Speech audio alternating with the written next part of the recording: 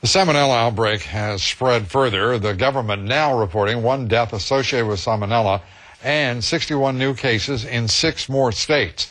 More than 220 cases of Salmonella have now been reported since April. Health officials still are not certain whether all of the contaminated tomatoes are off the market yet. 23 states have reported cases of Salmonella poisoning.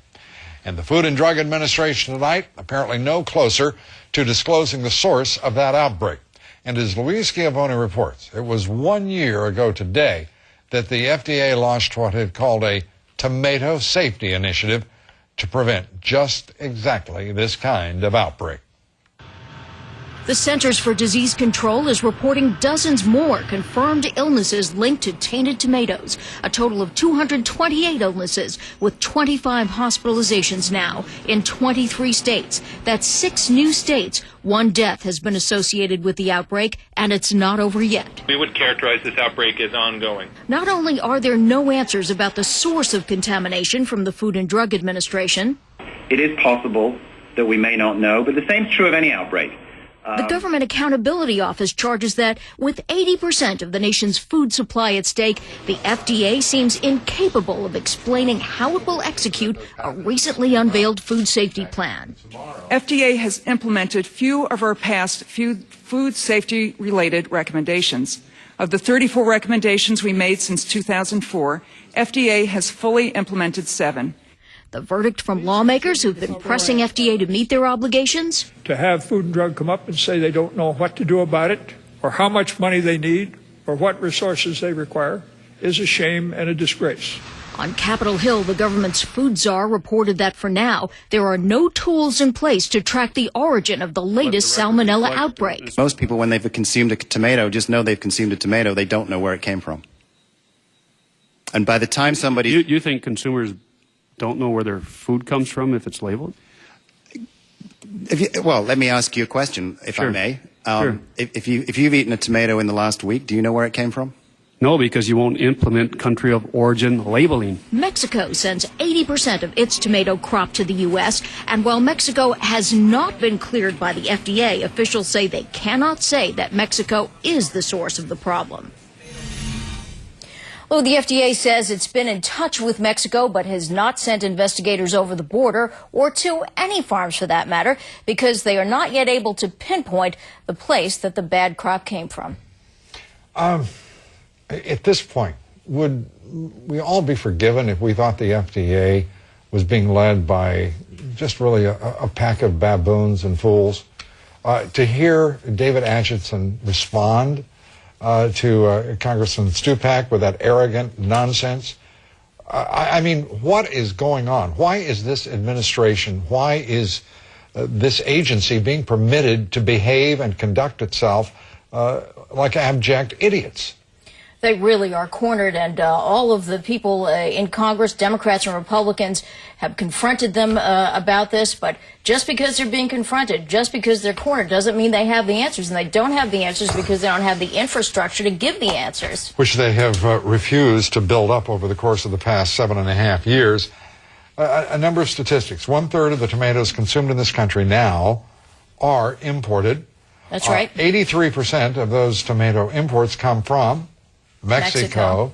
Therefore, does the FDA have any idea what percentage of the tomatoes that have not been cleared originate from Mexico? But that seems to be the real issue. Mexico and Central Florida. Why can't this agency, even though it's run by some of the biggest Neanderthals ever imaginable at the head of an agency, why can't they answer those straightforward questions? We know from our research that the predominance of the crop that was consumed in the United States for the months of April and May came principally from Mexico and Florida. Now, the FDA was asked during a conference call late this afternoon, why not just say you're looking at Mexico? And they have said, well, we're not going to say that Mexico is guilty until we know for a fact. Who's asking them to say they're guilty? If you know that the preponderance of the crop comes from Mexico, what idiot would not go down and inspect those crops? They did the same thing in Florida because Florida is the other largest producer, and they put investigators there. Why would they not do the same thing in Mexico? They say they have been in touch with them. They have exchanges of information, but they have not crossed the border yet. I asked them, is this a diplomatic issue? And they said, oh, no, there's no... A diplomatic issue when Americans are being sickened and one has died. This administration, this president, this Congress, to tolerate this, I mean, I don't know what in the world the American people are supposed to do. This is just sheer dereliction of duty. It is unconscionable. We're talking about American lives here. So, thank you. Keep on it. Go get them. Thanks, Luis Giovanni. Appreciate it. Well, Mexico tonight is complaining that the FDA's warnings about tomatoes is unjustly harming the Mexican tomato industry. The Mexican Department of Agriculture issued a statement today saying, quote, the FDA's unjust action is causing severe damage to Mexico's tomato industry, which provides thousands of jobs. The FDA so far has ruled out 7 countries that export tomatoes to the United States as the source of this outbreak. As I said, 83% of the tomatoes imported into this country originate in Mexico. But the government says it can't rule Mexico out as the source of the outbreak, nor can it in any way remove it as a possible origin of the outbreak. And we will continue to follow this story as best we can. Tonight's poll question is, do you believe the FDA is intentionally failing to disclose and to release the source of these contaminated tomatoes? Yes or no? Cast your vote at Dobbs.com. We'll have the results here later in the broadcast. We'd love to hear from you on this issue.